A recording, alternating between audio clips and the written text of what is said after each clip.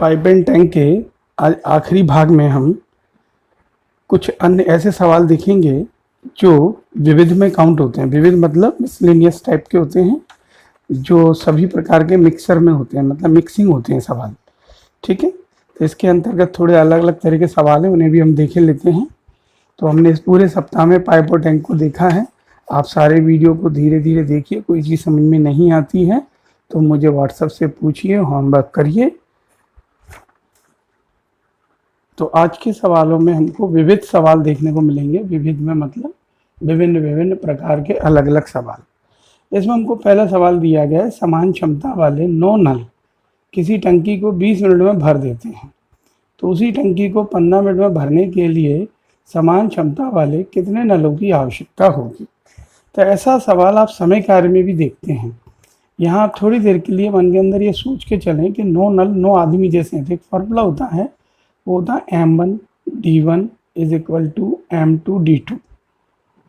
समय कार्य जब आप पढ़ेंगे तो आपको ये बताया भी जाएगा। अब नल M1 की तरह काम करेगा तो टाइम हो गया 20 मिनट।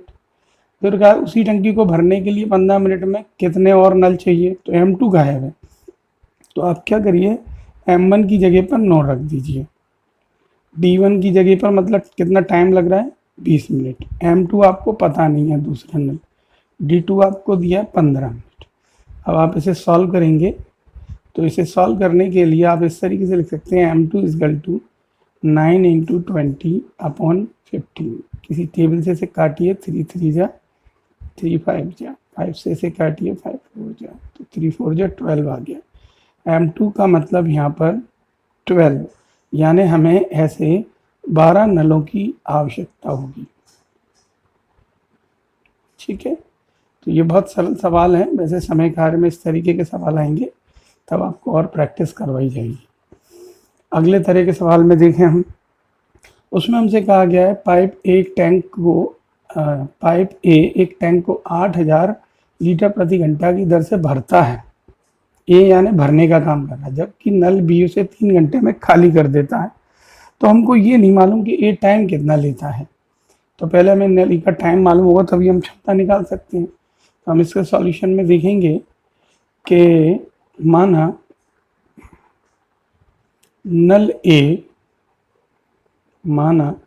ए x घंटे लेता है टंकी भरने में, तथा नल बी जो आपको दिए ये ऑलरेडी 3 घंटे में खाली करता है।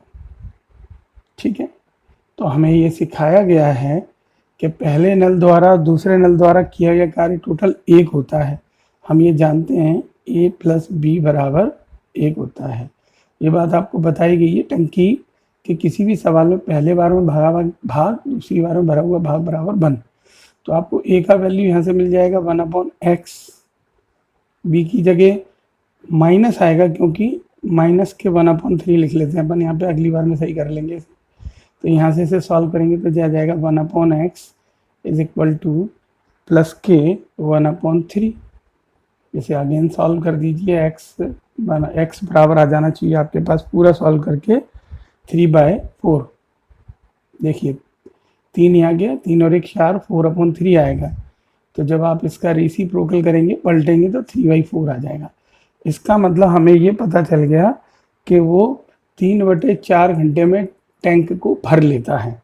तो हम इसकी लैंग्वेज बना लेते हैं थोड़ी सी, उसे हम ऐसे लिख लेते हैं कि 3/4 आवर्स में भरता है वो पूरा एक टैंक।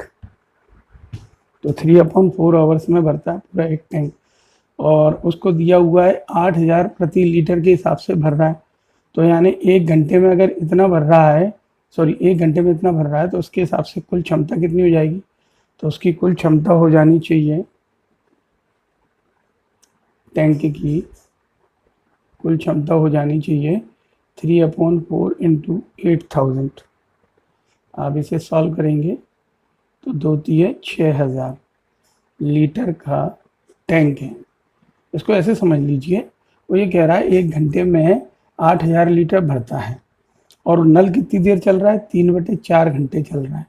तो अगर 1 लीटर में भरता है 8000, तो 3/4 घंटे में कितना भरेगा, सॉल्व कर लीजिए इसे, तो आ गया 6।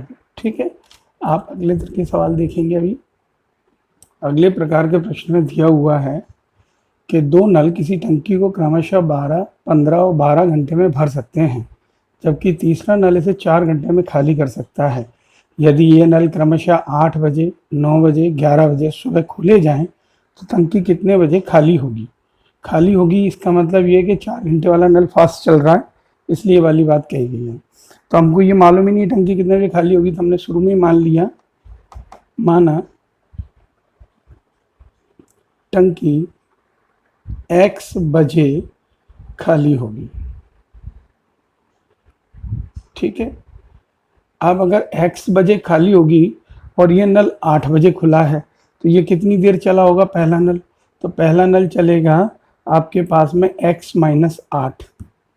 ठीक है, और पहले नल की कैपेसिटी दी है 15 घंटे, तो x minus 8 plus 15 plus second वाला इसी प्रकार से हो जाएगा, वो हो जाएगा x माइनस 9 अपॉन में 12।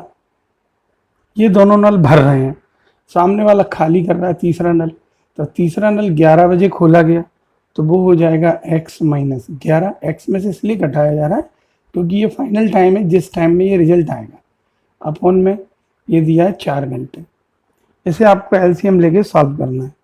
तो जब आप इसको एलसीएम लेके सॉल्व करेंगे तो 12 और 15 का एलसीएम मिलेगा आपको मेरे हिसाब से 60। 15 चौक 60, तो 4x, 4 अट्ठे 32, 12 से 12 पंजे 60, 5x, 5 9 45 equal to x minus 11 upon नीचे 4।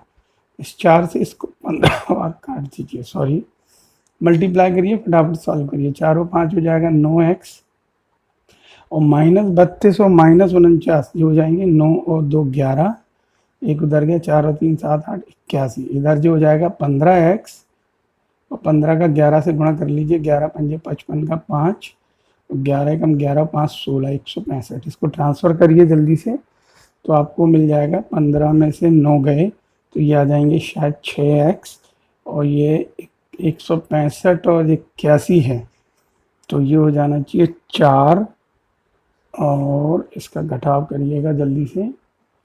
इसमें यहाँ पर गलती हो गई है, 49 की जगह पर 45 है ये, क्योंकि 12 पंजे 60, तो 5x और 5 9 45 होना चाहिए। तो पहले तो आप इसे 45 करिए, फिर 45 और 32 जब जोड़ेंगे तो 5 और 2 7 और 4 और 3 7, ये 81 गलत लिख गया है इसलिए कैलकुलेट नहीं हो पा रहा था, तो इस जगह आ जाएगा 77। ठीक है, अब आप इस सम को देखेंगे तो 15 इधर गया, ये 6x और 77 इधर गया, तो ये आ जाएगा 88। ठीक है, आप इसे सॉल्व कर लीजिएगा, तो x इक्वल टू आ जाएगा आपके पास, और छोटा कर दीजिए, 2 3 और 2 चौक 2 चौक, तो ये आ गया 44/3, जिसे आप अपनी सुविधा से लिख सकते हैं 14 सही 2/3। ठीक है ना, तो 14 सही 2/3 को कैसे लिखा जा सकता है? आप इसे ऐसे भी लिख सकते हैं, 14 सही 2/3 में आप 60 का गुणा कर दीजिए, आवर्स में है ये सवाल, तो जैसे ही आप 60 का गुणा करेंगे 3 से 20 बार कटेगा, तो ये आंसर आ गया आपके पास में। आप इसको ऐसे लिख सकते हैं 14 20 दूनी, ये 20 दूनी 40 मिनट। अब 14 बजकर का मतलब होता है 2 बजना, 14 बज गए मतलब दोपहर के 2, तो आप ऐसे लिख सकते हैं 2:40 दोपहर। ठीक है, थोड़ा सा यहाँ कैलकुलेशन ध्यान नहीं दे पाया था मैं, यहाँ 49 हो गया था, 45 है, उसे देखकर दोबारा कीजिएगा। तो ये 14 सही 2/3 आता है, इस घंटे को मिनट में बदलिएगा, और जैसे ये मिनट में बदलेंगे तो 14:40 पर ओटी में ये आंसर नहीं है, इसलिए 14 बजने का मतलब होता है 2:40, तो 14 मतलब 2 हो गए, 40 वैसे ही लिखे हुए हैं। और बाद दोपहर के 12 बजे के बाद जो दोपहर का 1 बजता है उसे 13 कहा जाता है, इसलिए दोपहर का है। ठीक है ना, चलिएगा आप अगले सम को देखिएगा। अगले सम में किया गया है आपके पास में P और Q नल टंकी को 10 घंटे और 12 घंटे में पूरा भर सकते हैं। नल C भरी टंकी को 6 घंटे में खाली कर सकता है। यदि तीनों नल प्रातः 7 बजे चालू कर दिए जाएं तो टंकी चौथाई भाग कितने बजे तक भर जाएगा? चलिए कोशिश करते हैं, अपना काम अपने को मालूम है, इसको क्या करना है। मालूम है कि 2 नल भर रहे हैं और 1 नल खाली कर रहा है, तो इसका रिजल्ट आ जाएगा 1/10, 1/12 और -1/6। थोड़ा सा इसको रफ में सॉल्व कर लीजिए आप डायरेक्ट, तो ये आ जाएगा 1/60। इतना काम तो कर ही सकते हैं। तो हमको ये मालूम पड़ गया कि यहाँ से कि 1/60 भाग तीनों नल द्वारा 1 घंटे में भरता है। ठीक है, ये बात तो ऊपर से स्पष्ट हो रही है, क्योंकि हम जो ये निकालते हैं वो 1 घंटे का ही निकालते हैं। अब हमें एक भाग निकालना है, तो एक भाग के लिए क्या हो जाएगा, ये एक भाग के लिए 60 मल्टीप्लाई हो जाएगा, तो यहाँ आ जाएगा 60 घंटे। बट सवाल में डिमांड दिया है 1/4 टंकी की, तो हम क्या करेंगे, 1/4 भाग भरना चाहते हैं, तो 1/4 भाग के लिए हम क्या करेंगे, 60 × 1/4 करेंगे, कैंसिल करेंगे, 15 घंटे आ गए। अब हमको समझ होना चाहिए कि नल सुबह, अब यहाँ लिख लेते हैं प्रश्न अनुसार, कि नल सुबह 7 बजे खोले गए थे। ठीक है, अब इस सुबह वाले शाम 7 बजे में इसमें 15 घंटे जोड़ दीजिए, 15 और 7 हो जाएंगे आपके पास 22। अब 22 बजे यानी कि हम इसको 22 बजे को क्या लिख सकते हैं, रात 10 बजे।